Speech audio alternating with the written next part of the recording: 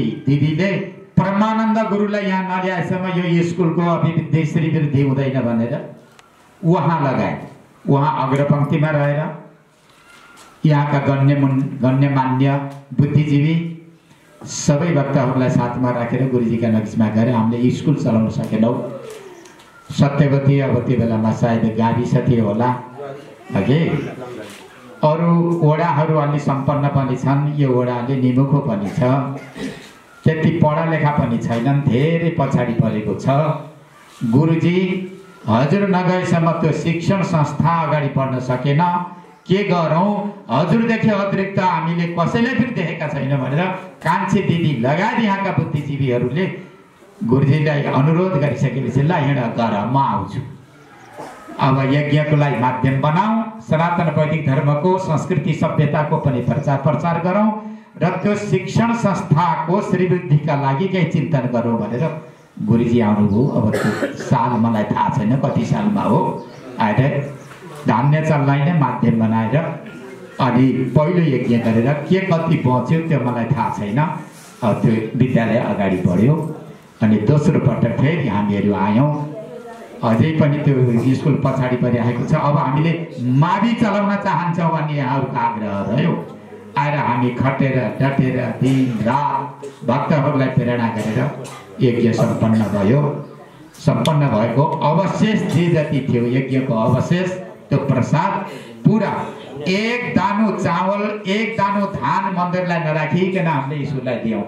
टेकरामजी हजुर अभिभावक हुनुहुन्छ, सत्यवती गाउँपालिकाको उपाध्यक्ष अभिभावक हुनुहुन्छ। इतिहास हजुरहरूले जान्दै अब यो कार्यक्रमलाई अगाडि बढाउने प्रेरणा दिनुपर्दछ र हामीले दियौँ, जसको फलस्वरूप आज मावि अहिले त विद्यालय नै भनिन्छ र यो माविसम्म गयो। विद्यार्थी कति छन्, पठन पाठन कस्तो भएको छ, हामीले त गरेर छोड्यौँ। अब यो राम्रो प्रकारले अगाडि बढेको होला। राज्यको परिवेश, देशको परिवेश, अब वर्तमान परिवेश अनुसार अवश्य नै अगाडि बढेको होला भन्ने हामीलाई आत्मविश्वास छ।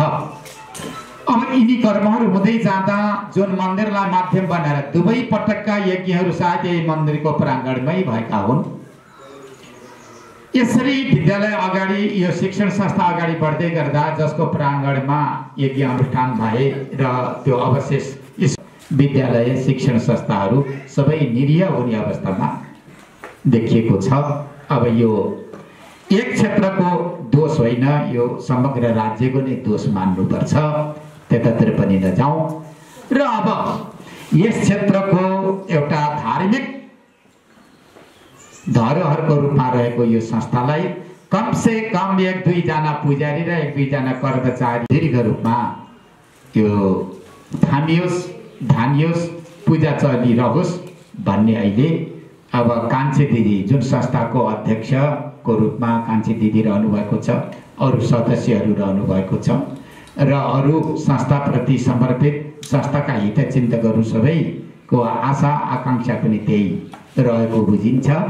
त्यसैले अब यसलाई दीर्घ रूपले सञ्चालन गर्नको लागि उपाय के त भन्दाखेरि कोष जम्मा गर्ने उपाय के त भन्दा अब हाम्रो नेपालमा यज्ञ नै चलेको छ, सबैले यज्ञलाई माध्यम बनाएका छन्। सबैले जसलाई माध्यम बनाए, ब्रह्मलिन गुरुजीले जसलाई माध्यम बनाउनु भयो, अब हामीले पनि त्यसैलाई नै माध्यम बनाएर यो संस्थालाई दिगो रूपमा उभ्याउने काम गर्नुपर्छ भन्ने हाम्रा मनमा पनि लागेको छ। अध्यक्ष सहित सदस्य र यस क्षेत्रका सबै भक्तका मनमा पनि त्यही लागिरहेकोले अब एउटा कार्यक्रम गरौँ। अब हामी साधु महात्माले त नीति निर्देशन गर्ने हो, तपाईँहरूलाई सङ्केत गर्ने हो, उपायहरू बताउने हो, नीति निर्देशनका धारा विधाहरू तपाईँहरूलाई हामीले दिने हो। लाग्न तपाईँहरू लाग्नुपर्छ, सबै लाग्नुभयो, अन्तरात्मादेखि नै लाग्नुभयो भनेदेखि अवश्य नै सम्पन्न हुन्छ। यसभन्दा पहिला के भए, कसो रहे, कहाँ रहे, के व्यवहार, के स्थिति परिस्थितिमा रहेको छ त हाम्रै ठाउँमा छ। तर अब उपरान्त यो मन्दिरको पूजा आजा दीर्घ रूपले चल्नुपर्छ, राम्रो तरिकाले चल्नुपर्छ। 3 गते पञ्चमी तिथि छन्, शुभ तिथि छन्, पञ्चमी तिथि छन्, पूर्णा तिथि छन्। त्यो पूर्णा तिथि पञ्चमी 3 ज्येष्ठ 3 गतेदेखि 10 गतेसम्म। यद्यपि हामीलाई अप्ठ्यारो छ, 11 गते बागलुङको त्रिपुरेश्वर महादेवको रथयात्रा छ, उहाँ पुग्नुपर्छ। यसलाई समापन गरेर पनि बरु 10 गते नसुताउला, रातारात उहाँ जाउँला र पनि यो मन्दिरमा पूजा आजा चल्नको लागि यज्ञ सम्पन्न होस्, बरु दुःख हामीले गरौँला र यसलाई अब पछाडि सार्नु हुँदैन र यसको कोष पनि राम्रो जम्मा गर्नुपर्छ, यज्ञ अनुष्ठान पनि राम्रो हुनुपर्छ। फेरि हामी साधुहरू जहाँ जहाँ जान्छौँ त्यहाँ यज्ञ नाम मात्रको यज्ञ हुँदैन, विधिवत यज्ञ गर्नुपर्छ। देवतालाई दिएर, पितृलाई बुझाएर, अतिथि अभ्यागतको सेवा गरेर जो अवशेष रहन्छ त्यो अमृत हुन्छ। त्यो अमृतले सदा सर्वदा संस्थाको श्रीवृद्धि हुन्छ। त्यसैले अब ज्येष्ठ 3 गतेदेखि 10 गतेसम्म श्रीमद् भागवतलाई माध्यम बनाइने छ। लक्ष्य हवन हुने छ है, 1 लाख गायत्रीले हामीले आहुति दिनुपर्ने हुन्छ। अरू त्यसका अङ्ग प्रत्यङ्गहरू जे छन् त्यो अब हामीले पण्डितहरूलाई नीति निर्देशन गर्दछौँ। अब मैले तिथि आएको ढोका खोलिदिएको छु, हामी दुवैजनाको सल्लाहले मैले खोलिदिएको छु, तपाईँहरू सबै लाग्नुहोला। अब एउटा ठुलो मूल समितिको बिचबाट कार्य सम्पादन एउटा सचिवालय समिति भनेको 11 जना वा 13 जनाको, 11 देखि 13 जना। यो पनि घोषणा गर्छु कि मैले यहाँ अहिले जति उपस्थित हुनुभएको छ तपाईँहरू सबै मूल समितिको सदस्य भएको कुरा पनि मैले जानकारी दिएँ। तपाईँहरू सबै मूल समिति, किनकि मन्दिर हाम्रो हो, क्षेत्र हाम्रो हो। 2-4 पैसा कोष खोल्यो भनेदेखि बैंकको खाता हुन्छ, व्यवस्थित रूपले सञ्चालन हुन्छ, दायाँ बायाँ हुँदैन। मैले त भनेको छु कोष जति उठ्छ त्यो पहिला त्यो समितिले हामीलाई दिन्छ, हामी साधुलाई दिन्छ, अनि त्यसपछि ल्याएर हामीले राखिदिन्छौँ। त्यो कोष जति जम्मा गर्नुहुन्छ तपाईँहरूले एक पाई पैसा पहिला हामीलाई समर्पण गर्नुहुन्छ। त्यो तपाईँहरूको अधिकार हुने छैन है, हामी साधुको अधिकार हुनेछ त्यो कोषमा। अनि त्यसपछि कुन बैंकमा, कति ब्याज दरमा, कुन क्षेत्रमा, कसको नाममा कसरी राख्दा त्यो व्यवस्थित हुन्छ, दीर्घजीवी हुन्छ र पूजा चल्छ भन्ने त्यो जिम्मा हाम्रो छ। हुन्छ कि हुँदैन ल भन्नुहोस्। एक पैसा कसैले दायाँ गर्न सक्दैन, किनकि साधुका नजिक। यो पनि मैले यहाँबाट विश्वास दिलाउन चाहन्छु। गुरुजीको प्रतिनिधि भएर आएका छौँ हामीहरू, किनकि गुरुजीले 2 दिन अब हामीले सहयोग गर्ने कि नगर्ने भनेर कोही पनि पछाडि नहट्नु होला, किनकि तपाईँको शिक्षण संस्थालाई दुईवटा धान्यचल गरेर सम्पत्ति दिइसकेका छौँ नि। अब त मूल संस्थालाई कसरी केही त गर्न पर्यो नि, त्यही भएर कोही पाखा सर्न सक्नुहुन्न। आजदेखि सुरु नगर्ने हो भने आज कति भयो, फागुनको 28 त गइसक्यो, फागुन लगभग व्यवस्थित भइसकेका छन्। यसलाई पनि व्यवस्थित बनाउनको लागि तपाईँहरूले एकदमै सङ्कल्प गरेर अगाडिपट्टि बढ्नु होला। अब 13 जना कार्य सम्पादन समिति, पहिला मूल समिति गठन गरेर त्यसबाट कार्य सम्पादन समिति ल्याउनु पर्ने हो। तर समय बढी छैन, धेरै छैन। तर यहाँ भए जतिका सबैलाई मूल समिति मानिकन त्यसैको बिचबाट 13 जनाको कार्य सम्पादन समिति आज नै घोषणा गरौँ। अनि त्यसपछि सबै लाग्नुहोला। अनि उपसमितिहरू पूजा व्यवस्थापन, अतिथि सेवा समिति, अनि त्यस्तै अब जल होला, वस्त्र होला, मण्डप होला, यी विभिन्न प्रकारका 35 प्रकारका समितिहरू बनाएर यो कार्यक्रमलाई सम्पन्न गर्नुपर्ने हुन्छ। त्यसमध्येमा अब मेरा अगाडि लगभग एउटा फाइल आएको छ, विचार विमर्श गरेर हामीले सम्हाल्न सक्छौँ। भोलिलाई पनि सम्हाल्न सक्छौँ, भक्तहरूलाई पनि प्रेरणा गर्न सक्छौँ भन्दै यो विचार गरेर विचारपूर्वक तयार गरिएको हुनुपर्छ। यो समितिको कार्य सम्पादन समितिको नाम लिस्ट मेरा अगाडि आएकोले अब एकपटक म आफै पढेर सुनाउँ कि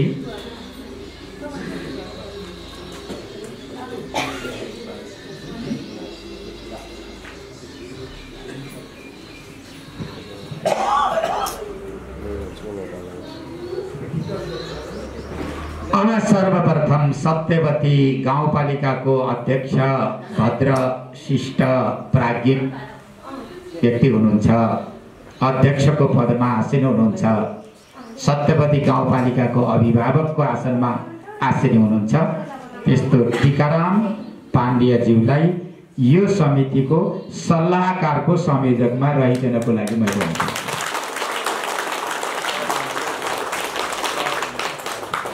अध्यक्षजी उहाँको नाम के हो? मैले निर्माया माया निर्माया माया नभएको अर्थमा पनि असाध्यै मायालु हुनुहुन्छ भने मैले अस्ति नै भनिसकेको छु।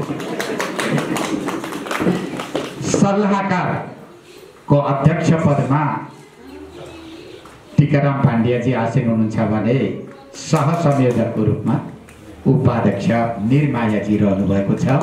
यहाँहरूको शिरमा ठुलो यो जिम्मा हो, सानो जिम्मा होइन।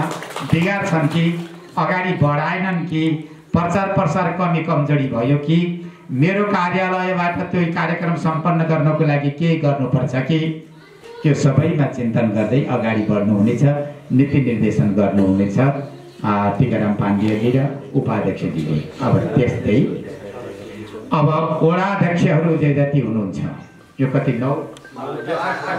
8वटा वडाका छत्रकोट ल चन्द्रकोट 7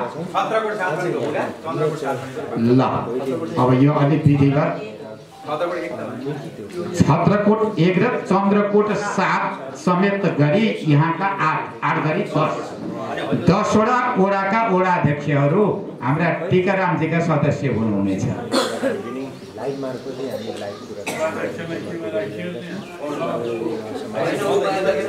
अर्कोतिर हुनु होला कार्य सम्पादन। ल झाडु बढार फेरि आफ्नै गाउँ घरको यसो झाडु बढार पनि गर्नु पर्ला, यसो झाडु बढार पनि गर्नु पर्ला, केही होला है त। अब यसपछि मूल अध्यक्षको रूपमा सुवर्ण ज्वारचन्द हो। ल सुवर्ण ज्वारचन्दजी कान्छी दिदीजी अब यो कार्य सम्पादन र मूल समितिको अध्यक्ष पदमा मनोनित हुनुभएको छ। ल चन्द्रमणिजी पहिलादेखि अब रहनुभएको छ सचिवमा, गर्नु होला। अब के छ आफ्नो काम कर्तव्य अधिकार त्यसलाई अगाडि बढाउनु होला। हनुमानको बल निकाल्नु होला, चिन्तन गर्नु होला। अब त्यस्तै उपाध्यक्षमा रविलाल छविलाल भट्टराई उपाध्यक्ष सह उपाध्यक्षमा।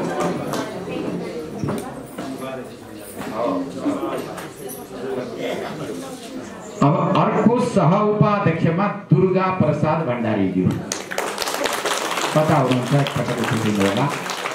दुर्गा प्रसाद भण्डारीज्यू कतै हुनुहुन्छ? दुर्गा प्रसाद भण्डारीज्यू कृपया उहाँलाई बोलाउनु पर्छ। चेहरा हामीले हेर्नुपर्छ, एकदमै चेहरा हामीले हेर्नुपर्छ। महासचिवमा विष्णु प्रसाद भण्डारीज्यू ल झाडु बढाएर गर्ने।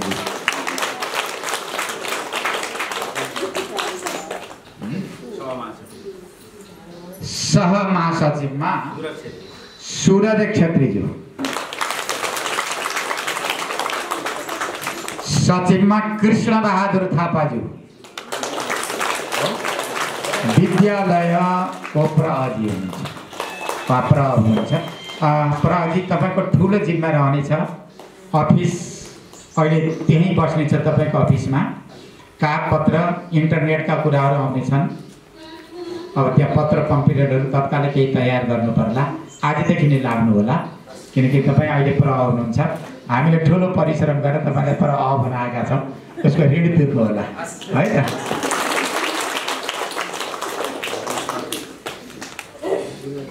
अर्को सहसचिव त हुनुभयो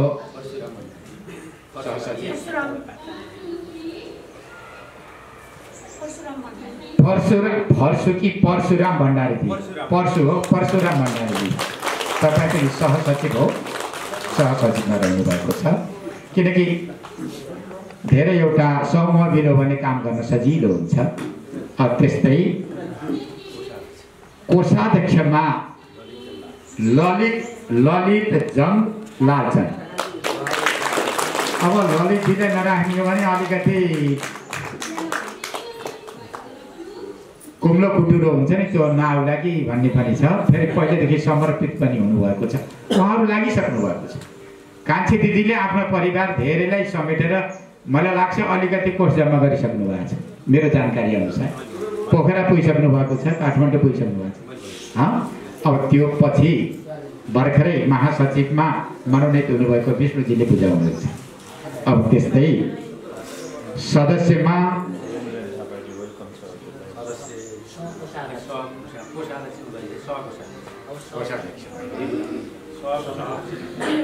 सहकोषाध्यक्ष दिलुराम नेउपानेज्यू, धन्यवाद। त्यस्तै अब सदस्यहरू शङ्कर भण्डारीज्यू कता हुनुहुन्छ? कृपया शङ्कर भण्डारीज्यू अगाडि आइदिनु होला। त्यस्तै सदस्य चन्द्रकला भण्डारीज्यू, आमा सबको चन्द्रकला भण्डारीज्यू। सदस्य धनञ्जय भण्डारीज्यू, पण्डित धनञ्जय भण्डारीज्यू, सायद रूपाकोट हो। सदस्यमा भक्तिराम भण्डारीज्यू।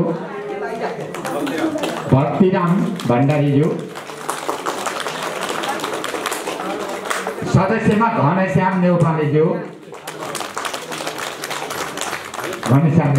पहिलेदेखि लागिरहनु भएको छ। सदस्यमा सरस्वती ढकालज्यू,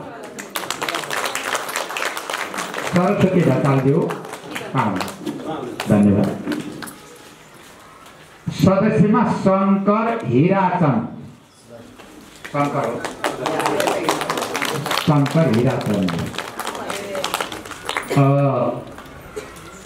संख्या दिएको रहेछ, कतिको छ? 17 जनाको यहाँ यो कार्य सम्पादन समिति